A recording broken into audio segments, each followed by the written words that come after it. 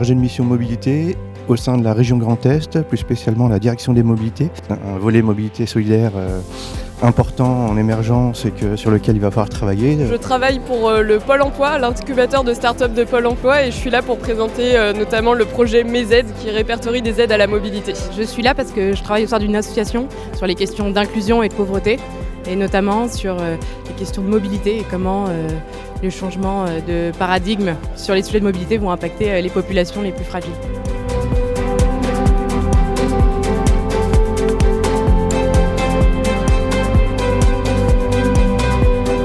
Je suis ici aujourd'hui parce que je vais réaliser une thèse en rapport avec les mobilités inclusives et l'invisibilité des personnes dans les transports. Notre démarche nous paraît tout à fait en phase avec la démarche du laboratoire de la mobilité inclusive. Ça va me permettre quand même d'avoir un peu d'idées par rapport à la mission de mon stage. Je prépare une thèse professionnelle sur les sujets d'inclusivité, donc c'est the place to be finalement pour répondre à une telle problématique. Au total, ce sont plus de 13 millions de Français qui sont en situation dite de précarité mobilité.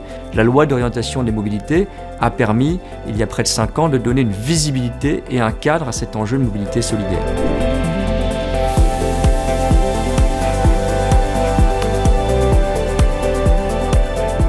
L'écosystème que vous représentez aujourd'hui, votre présence à tous, souligne que la mobilité solidaire est désormais à un stade de maturité assez avancé et doit donc se structurer maintenant dans les années à venir pour fournir à tous nos concitoyens les plus vulnérables un niveau socle de services adaptés. Nous sommes rassemblés ce matin à l'occasion du 2e anniversaire de la démarche Tous Mobiles.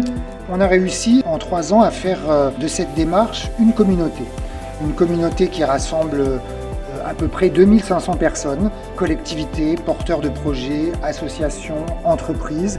Dans la plupart des régions qui ont accueilli une rencontre, le niveau, la diversité de mobilisation des acteurs à laquelle nous avons abouti était assez inédit.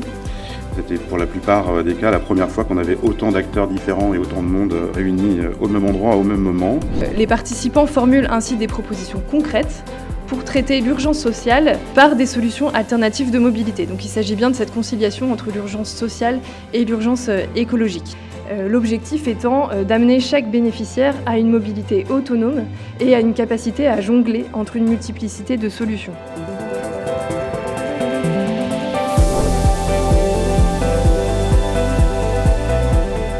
Comment aujourd'hui on peut continuer à mobiliser et faire en sorte que la coopération entre les acteurs se fasse pour sortir des silos. Vraiment, il y avait besoin de cet acteur, ce réengagement de l'État pour la structuration de ce secteur de la mobilité solidaire et inclusive.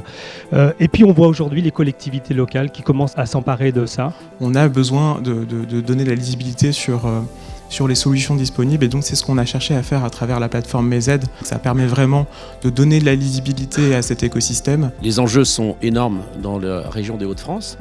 Et puis passer à l'acte, c'est aussi travailler en partenariat. On a utilisé l'image des 2 jambes et effectivement, il y a les COM et les PAMS.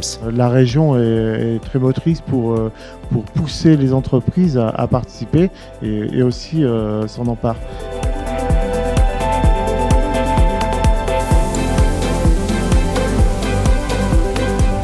T62, nous réalisons chaque année environ 1250 accompagnements avec l'appui de 5 plateformes territoriales de mobilité. On réfléchit à des options pour des services vélo, pour des services peut-être covoiturage. L'idée c'est peut-être aussi de mieux intégrer ces offres-là dans notre panel de mobilité. À la place des départements, l'insertion pro, le DevEco, l'État là-dedans, il faut aussi, à la même problématique, il peut y avoir des réponses politiques qui sont assez orthogonales.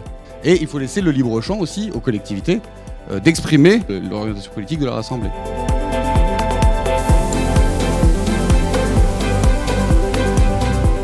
Ce qui peut être plus neuf, c'est à la fois, encore une fois, cette approche par public et cette volonté de mettre en place un réseau d'acteurs qui veulent être innovants, qui veulent apporter des solutions, qui veulent les partager. Ce qui est neuf aussi, c'est dans la LOM d'avoir intégré cette dimension comme une dimension structurelle, comme une vraie politique publique.